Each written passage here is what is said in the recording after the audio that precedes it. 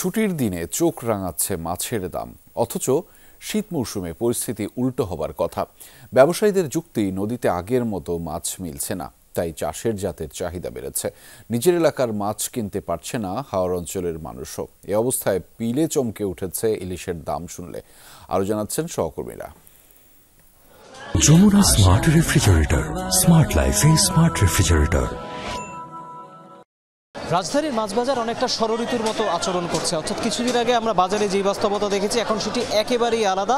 কথা বলছি কেননা ছুটির দিনে রাজধানীর কারওয়ান বাজারে আমরা দেখতে পাচ্ছি বড় যেসব মাছ রয়েছে, রুই, কাতল, মৃগেল, যেগুলো মানুষ সাধারণত বেশি কিনে, পাঙ্গাস, এগুলোর দাম কিন্তু কেজিতে প্রায় 20 থেকে 30 টাকা, কোনো কোনো ক্ষেত্রে 50 টাকার মতো বেড়ে গিয়েছে। আমরা ব্যবসায়ীদের সাথে কথা বলেছি যে হঠাৎ করে চাষের মাছের যোগান কেন কমে গেল।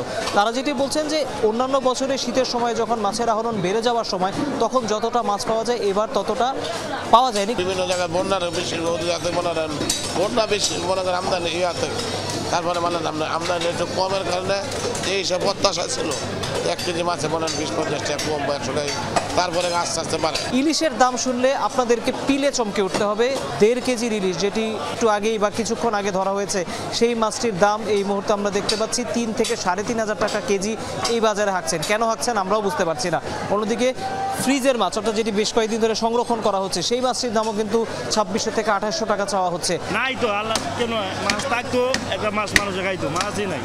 এমন কয়েকটা আছে যে সাগরের মাছ, আর কয়েকটা আছে বরিশালের মাছ। যখন টাকা পয়সা আছে ওরা কিনতে পারবো, সাধারণ আমাদের মতো জনগণ কিনতে পারবো না। এবারে আমরা হাওর অঞ্চলের মাছের খবর জানতে চলে যাচ্ছি হবিগঞ্জে আমাদের সহকর্মী প্রদীপ দাসের কাছে। আমি এখন দাঁড়িয়ে আছি হবিগঞ্জের শায়েস্তানগর মাছ বাজারে। এটি জেলার অন্যতম বড় একটি মাছের বাজার। ক্রেতারা যেটি বলছেন যে হবিগঞ্জ জেলা হাওর বেষ্টিত একটি জেলা হলেও স্থানীয় বাজারে হাওরের মাছ খুব একটা দেখা মেলে না, এবং যেটুকু পাওয়া যায় সেটুকুর আসলে অনেক বেশি দাম, যে কারণে সেটি সাধারণ ক্রেতাদের ক্রয় ক্ষমতার বাইরে। এই সময়ে দেশীয় মাছ থাকবে বাজারে ভরপুর, ইচ্ছা মতো মাছ কিনে যাবে ক্রেতা, কিন্তু আমরা তো দেশীয় মাছের দিকে এখনো তাকাইতে পারি না। এখানে মাছের একটা বড় সিন্ডিকেট কাজ করে, হাওর থাকার পরেও অনেক বেশি দাম তুলনামূলক।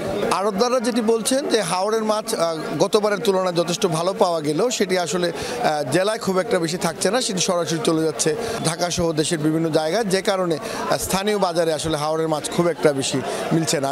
আগে খুব বেশি উঠতো, এখন একটু কমছে, এখনো পাওয়া যায় কাঁচা, ভাবদা, তারপরে চিংড়ি। বোয়াল আছে 500-র উপরে আছে, গুছা আছে 700-800 কেজির উপরে, মাগুর মাছ আছে 800। আমরা চলে যাচ্ছি মুন্সিগঞ্জে সহকর্মী আরাফাত রায়হান সাকিবের কাছে। ধন্যবাদ। আমরা রয়েছি মুন্সিগঞ্জ জেলা শহরের প্রধান মাছ বাজারে, এবং এই বাজারটিতে কিন্তু পদ্মা, মেঘনা নদী সহ বিভিন্ন নদী এবং জলাশয়ের মাছের কেনাবেচার পসরা বসে। চাষের মাছ রয়েছে, সেসব মাছের দাম কিন্তু গত সপ্তাহের চাইতে এই সপ্তাহে খুব একটা বাড়েনি, তুলনামূলক 10 থেকে 20 টাকা বেড়েছে কিংবা স্বাভাবিক রয়েছে। কিন্তু নদীতে যেসব মাছ নদী থেকে আহরণ করা হয় সেসব মাছের দাম কিন্তু অনেকটাই বেড়েছে। সপ্তাহখানেক আগে দাম কম ছিল, মোটামুটি হাতে নাগালে ছিল, এখন তো আস্তে আস্তে দেখা যাচ্ছে মাছের দাম, মাছের সরবরাহ নাই। বিক্রেতারা যেমনটা বলছে যে আসলে নদীর মাছের সরবরাহ কিন্তু অনেকটাই ঘাটতি পড়েছে, যে কারণে সেসব মাছের দাম অনেকটাই বেড়েছে। ঠান্ডার কারণে একটু কমাইছে মাছ, ঠিক আছে, এই জন্য কেজিতে 10-20 টাকা বেশি আর কি। খরিদার নেই আর কি, খরিদার থাকলে বিয়া নাইলে বিয়া। এ ছিল মুন্সিগঞ্জের মাছ বাজার থেকে আমার কাছে সর্বশেষ।